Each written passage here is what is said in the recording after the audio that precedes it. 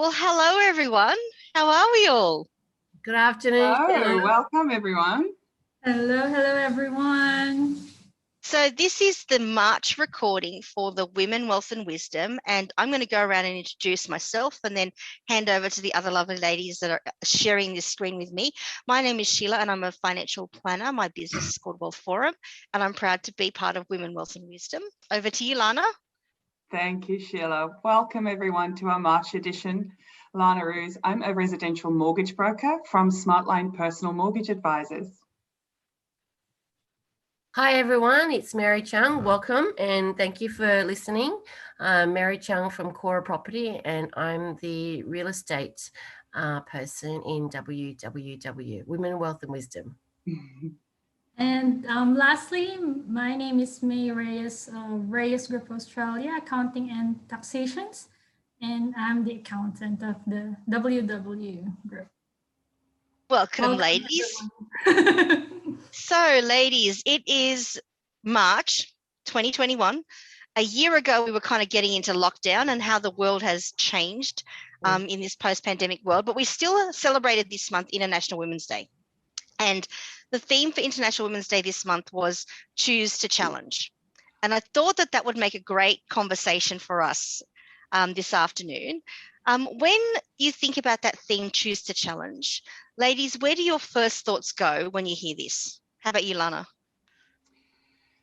Accept a challenge to grow. Challenge doesn't necessarily need to mean difficulty. Challenge can be opportunity for growth. That's where my head goes. Yeah. How about you, May? For me, Choose the Challenge. I think it's more of, I think the word that I'm going to say is a matter of acceptance and be at present. Okay. Yeah. How about you, Mary? I think this last 12 months has been quite interesting. And for me, when I hear the words choose to challenge, it makes me think about whether we want to keep doing what we're doing or we could give up. So sometimes the last 12 months has been hard on a lot of small business operators.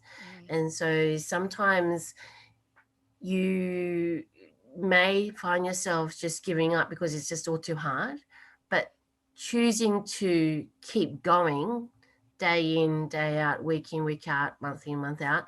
I think that's my choose. That's what I think about when I think choose to challenge is I choose to be in the business and I choose to do what I'm doing and I'm choosing to stay in it and stay afloat, despite all that's going on.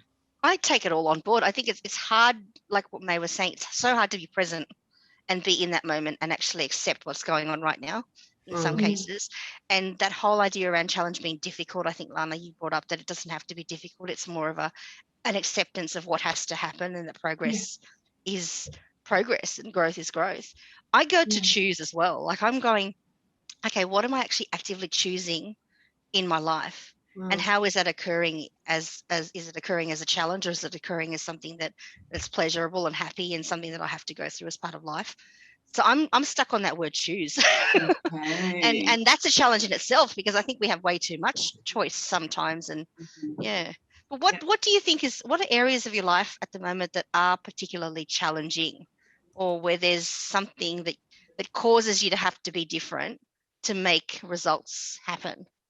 Like I know for me, it's wellness and the mental and physical health I've really had to focus on this year because of COVID, so we were all sort of forced to make some better choices around health and well-being and be responsible for everyone else's health and well-being. But I never thought I would be that focused on it. Yeah. What about you, ladies? If you catch me on a good day, the answer is very different to catching me on a bad day, right? Because some days are challenging and some days you feel like it's all too much. And then I want to come back to the fact that you then have to choose, like you just said, Sheila, choose to focus on just one thing that is challenging today, and give that your all. Mm. Own that process, own the fact that I played a part in getting myself where I am, Good point. and then accept that as a challenge, as part of the process, and make the most of it. So at the moment, because I've got this big business drive going on, my challenge is there's not enough man hours.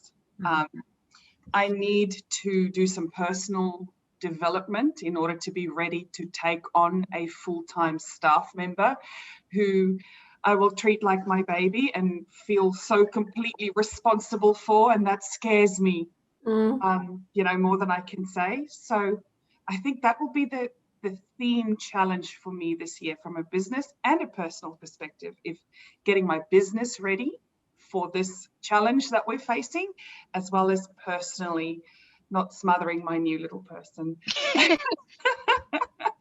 And there's some growth that needs to happen there. Yeah. What about you, Mary? Balance at the moment. It's just trying to find that balance. So being in the real estate industry, it can get quite fluid at times, and you find yourself kind of being pulled left, right, and center, and getting that balance to be able to spend some time with family. But also this year for me, I'm trying to give myself some me time, because I think we do so much running around. Like the last 12 months has just been crazy. Yeah. Trying to get your business off the ground and get things working and making everything happen. It's just been crazy. So this year I'm like, I just want to give myself the permission, in a way, to just breathe every now and then, just stop and breathe and just go, okay, because I think whether it's the industry or whether it's just generally speaking, every small business is going through the same thing as well. There's a lot of people that I know that are just working some crazy hours at the moment, and sometimes we forget about the impact that's going to have on our health and well-being, and then the impact on the family that it can have as well.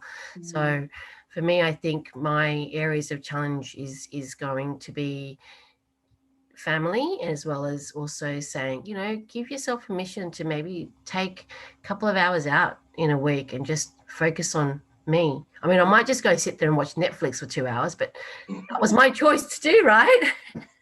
Or a day. Yeah, sometimes that 2 hours kind of goes a little bit longer than I want it to be.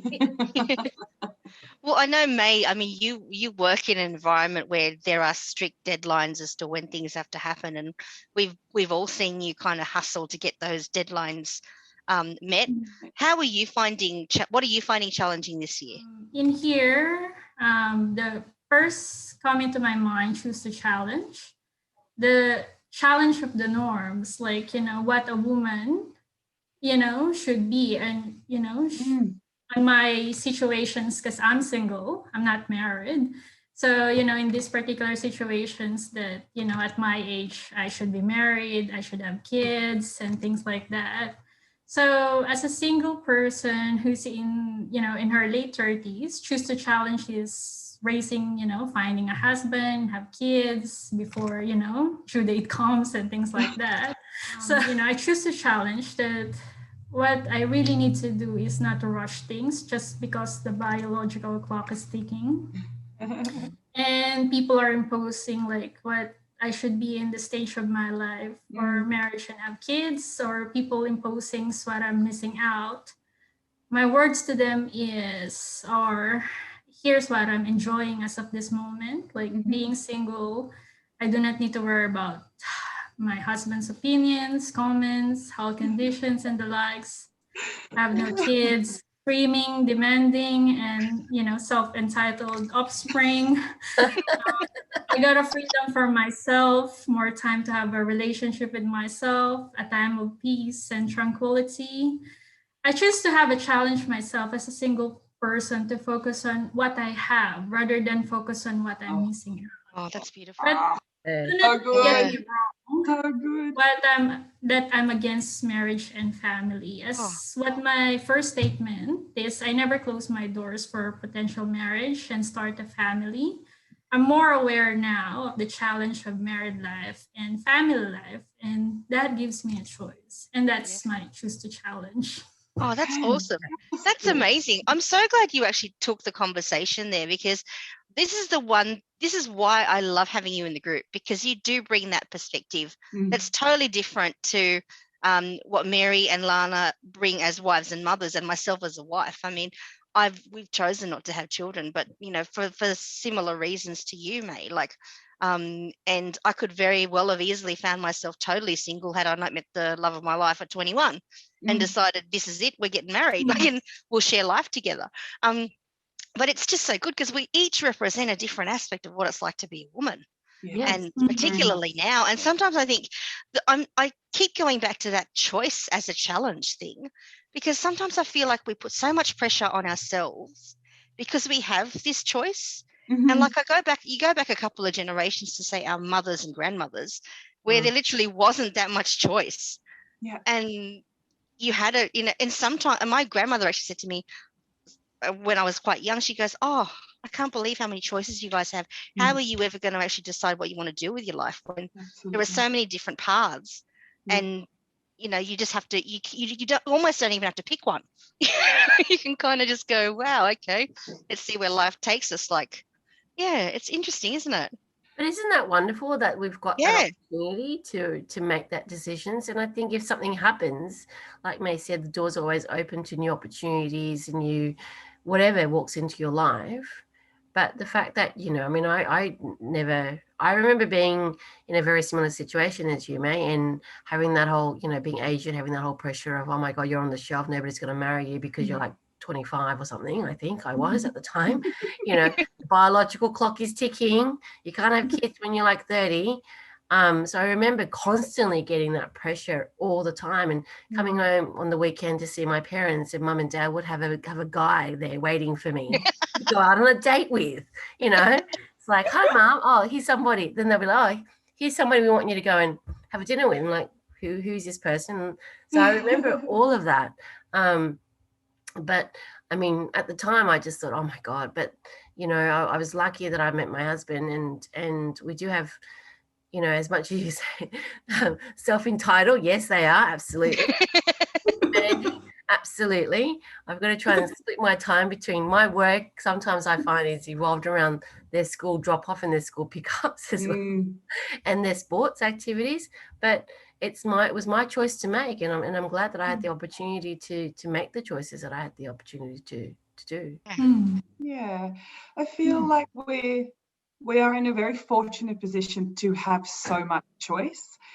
However, sometimes I think we haven't allowed ourselves enough time to evolve to cope with this much choice. Because the feedback that we're getting from the previous generations doesn't match with the opportunities that we have now. So that education base, our background, our elders, also don't have the tools to help us to cope with all of this change. And in the meantime, we're so busy enjoying all of these freedoms and choices that we're getting that sometimes I think we're at risk of kind of getting a little bit lost in the buffet. Yeah, in the buffet of choice. Yeah. Exactly. To all of that, this whole fear of missing out mentality. Yeah. We can quite easily spend our lives dipping our toes into all of these categories, but not finding fulfillment because we haven't chosen out of this whole selection of choice the thing that's really true for us. Yeah. And is that an education thing? Is that a resilience thing? Is that a mental health thing? Is it a combination of all of those that will see us make the most of all of our choices and find fulfillment within those? I know that's a sort of a very broad question. Is it a permission thing? In a lot of instances, I think we give ourselves permission. Yeah. Have we allowed ourselves permission to be able to say, I'm choosing this versus that? Or is it even I'm choosing to stay single, or I'm choosing to get married, or I'm choosing to have a child on my own? thanks to IVF. You know what I mean? Like there's all of that's available to us, right? So, but that's the sort of I'm choosing to stop being a financial planner and go and learn how to be a carpenter. Yeah. And this is that sort of stuff. I mean, if we're looking at this whole theme of choose to challenge and women, I'm looking at girls now and hoping that girls and boys, little girls and boys, and hoping that if I had a magic wand, I mean, this is really the final question. If you had a magic wand where you could actually take one of these big things that girls have to deal with and wave a magic wand and make it all right and create an ultimate solution, what would you basically create? I was thinking about this and thinking about how even from such a young age, we have girls' jobs and boys' jobs at home and girls' jobs and boys' subjects and girls' and boys' careers. I'd love to come to a day where my little sister's pregnant. She's going to have a little girl. And she's going to have a little girl this year. And I want to be able to say to her that there is no such thing as a girl or boy chore, a girl or boy subject, or a girl or boy career that you can do to get your, to make your money in this world, because it's so necessary to have money, that you can do anything that your skills, time, and energy allow you to do. I'd love that. Yeah. Yeah. Because it goes towards what May wants. She wants the freedom to be able to say, I'm choosing whatever I want to choose. It's very interesting that what you've just said, because on the way back to the office after my lunchtime meeting today, Sheila, I was listening to a podcast, an ABC podcast, and the topic wasn't, related to sort of International Women's Day, but they were talking about how far women's rights have come and how empowered our young females are already compared to the 70s and 80s. There's obviously still some work to be done there, and there's some cultural and political and all sorts of influences in that. But counter to it being International Women's Day and month, the topic circled around how the boys have been almost forgotten. Because we've been so focused on telling girls you can do anything you want to do, you can be anything, you can stand up for yourself. But there's been no education for the boys around, if your only influence is coming from a certain ego place, the male is the breadwinner, the male is the controller, the male is, all those which are now stereotypical, but that's their background.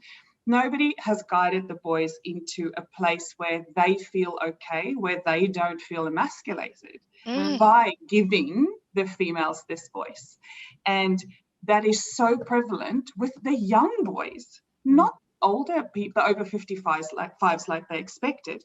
So whilst I agree with you, Sheila, in that would be the perfect world, it can't only be about empowering the girls. There needs to also be this attitude shift, and the boys need to get to a space where they are okay, where their self-worth isn't attached to being this bravado, this egotistical, this strong, that it's okay for us to be equal.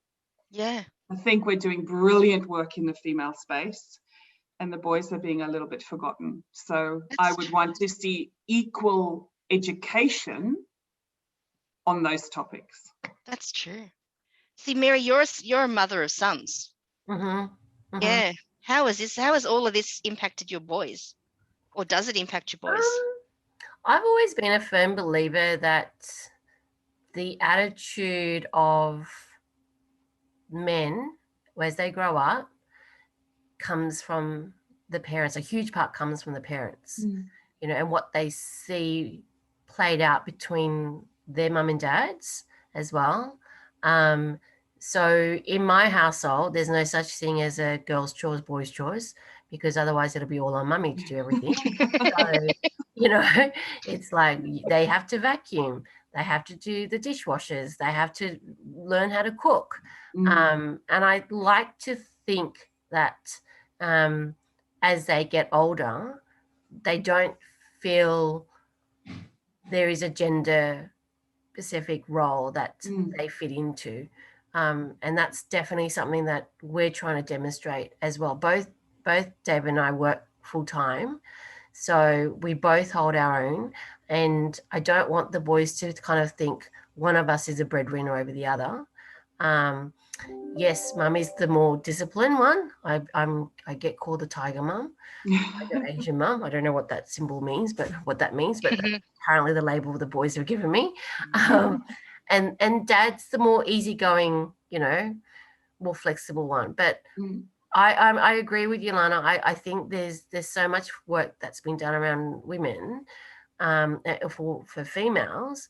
There just occasionally needs to turn around and say, hey, guys, if you want to grow up and be a makeup artist, if you want to grow up and be a cook, or if you want to go and do nails, like, you know, whatever it might be, that might have been predominantly been a female-centric occupation, that's okay. As long as you enjoy it and you love it and you're passionate about it, that's okay. And it's okay to have a go at it as well.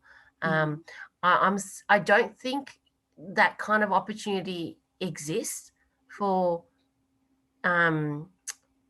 boys yet. Like we're sort of more, you know, with sports, like sports that might have been typically male centric. There's a women's soccer group, or you know, there's women's football, there's women's basketball, like all of that kind of stuff. But I don't know, there might be something that's very female centric, which I can't think of at the top of my head right now. But netball. I don't know. Sorry, netball. There is actually a male netball. Yeah. And I will put my hand up and say, I was a little bit like, oh, really? You know, when I heard it. But then I thought, okay, well, good on them. You know, if a guy enjoys it, a guy enjoys it. But I like to think that's a little bit more sort of, I don't know, feminine stuff. If a guy wants to go and do it, if my boys want to go and do it, go in and have a go at whatever that might be, then I'm happy for them to have a go at that. So I like to see that kind of come through.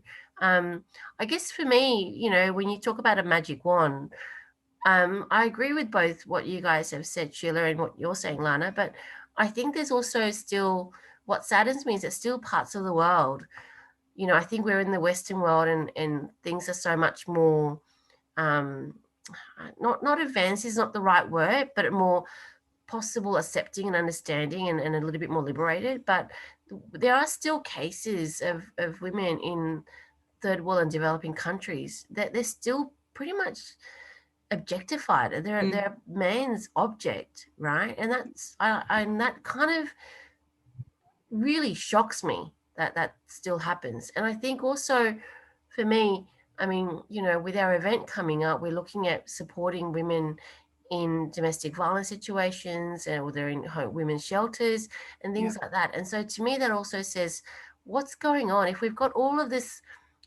freedom of choice, how is it that we still have situations where women are in that situation? And I know they're not choosing to be in that situation, but what's going on? That's that there's women in situations where they have to go and seek shelter to get away from husbands, or they've been kicked out of their homes and they're living in cars, or whatever that might be.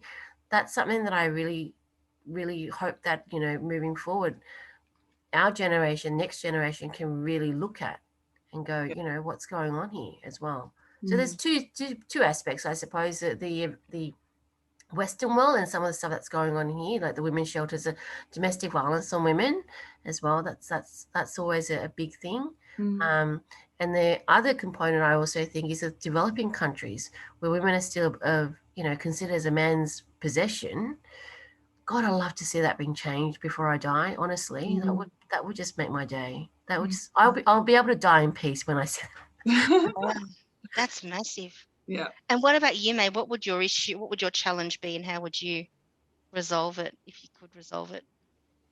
If I'm just going to relate with, you know, the rest of you guys, I could not relate as me as being, you know, wife and mother, but I could relate myself as being the child, and, you know, with regards with my parents, because for me, I think we still need to go back to, you know, the basic units, you know, of our society, which is the family. Yep. So how you've been raised, how you were been taught by your parents, you know, kids learn by, you know, looking at the actions of the parents. It's not what they are really, the parents is saying. Like, some of the elders in my family will say, oh, do what I say and not what I did. It doesn't make any sense, but yes, so if you would like to, raise, for me, like kids, better kids, start from your own family. I agree. That's that's my, words on that part. But for me, like, with regards with choose to challenge on myself, it's a matter of choosing to accept that everyone has a different time frame. It doesn't mean that, everyone is doing it. That means that's the only and the right way to do it. So that's for me, choose to challenge. Excellent. Yeah, that's cool. Everyone being able to do things at their own pace and time with permission to be able to do it, I think is what I think we all want, don't we, Matt? Well, ladies, I just want to say thank you so much for sharing. That got quite intense and very high level as well, didn't it? I love our conversations. They're just awesome. So we go on so many tangents. It's just like we just never know who's going to say what. Which is the best thing. That's what happens when a women get together in circles. Like, we literally could solve the world's problems. And each other's, and have a laugh doing it. Yeah, we just need to invite Oprah into this circle and we'll be fine, right? Yeah, true. And some politicians with some power to do something about it. Yeah, cool. Well, thank you, everyone, ladies, and thank you to our Women, Wealth and Wisdom tribe. We'll be back for next month's video. Have we picked a theme yet? We haven't. We'll come up with a great theme. We might ask our tribe, what would they like us to talk about? You took the words out of my mouth. Please let us know. Also, let us know whether or not what it is we're saying is helpful, whether you agree or not, whether you have an opinion to share or anything constructive. Like Mary said before, we are doing this for all our listeners and viewers, and we want it to be helpful and informative and not just us rambling about our opinions. So please write in, share in, ask for topics, and let's grow the community and grow our knowledge base together. Yeah, excellent. And hopefully we'll have some more women on this thing. There's room on this screen for at least 2 more voices, I think. Easily. Excellent. Well, we'll just say great farewell on behalf of all of us in the Women, Wealth and Wisdom group, and we'll catch you all next month. Bye, everyone. Bye. Bye.